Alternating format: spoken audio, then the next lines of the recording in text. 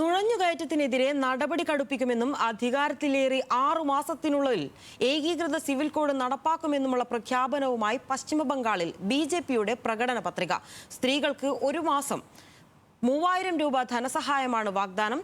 15 വർഷത്തെ മമതാ ബാനർജി ഭരണം ബംഗാൾ ജനതയ്ക്ക് പേടി സ്വപ്നമാണെന്ന് കേന്ദ്ര ആഭ്യന്തരമന്ത്രി അമിത് ഷാ വിമർശിച്ചു.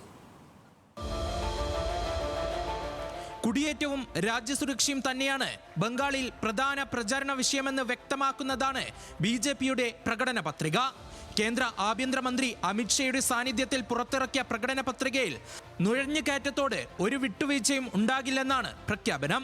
मैं पश्चिम बंगाल की जनता को भरोसा दिलाना चाहता हूं, एक बार पूर्ण बहुमत की भारतीय जनता पार्टी की सरकार बनाइए.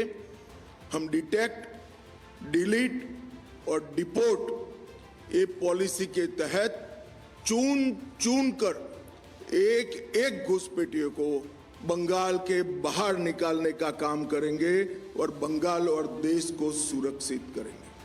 ബിജെപി ഭരിക്കുന്ന സംസ്ഥാനങ്ങളായ ഉത്തരാഖണ്ഡിലും ഗോവയിലും നടപ്പാക്കിയതുപോലെ ബംഗാളിലും ഏകീകൃത സിവിൽ കോഡ് കൊണ്ടുവരുമെന്ന് പ്രകടന പത്രികയിലുണ്ട്.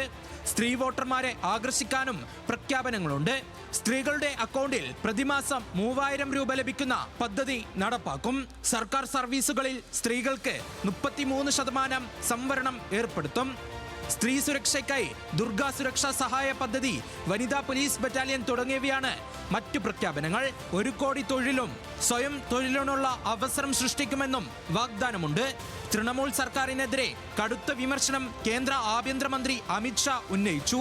3 തവണ അധികാരത്തിലിരുന്നപ്പോഴും ഭയവും വിവേചനവും അഴിമതിയും പ്രോത്സാഹിപ്പിക്കുന്നതിനാണ് മമതാ ബാനർജി മുൻഗണന നൽകിയതെന്ന് അമിത് ഷാ ആരോപിച്ചു. എന്നാൽ ബിജെപിയുടേത് പൊള്ളയായ വാഗ്ദാനങ്ങൾ എന്നായിരുന്നു തൃണമൂൽ കോൺഗ്രസിന്റെ പ്രതികരണം. National desk, news Malayalam.